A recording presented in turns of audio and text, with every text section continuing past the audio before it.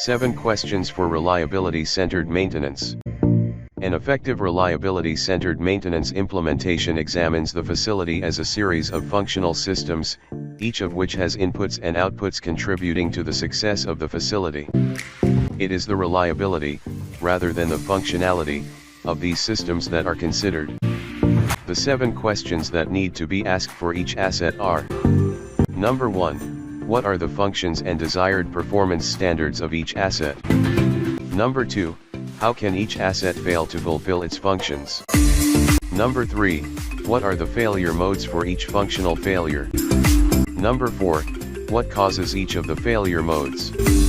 Number 5. What are the consequences of each failure? Number 6. What can or should be done to predict or prevent each failure? Number 7. What should be done if a suitable proactive task cannot be determined?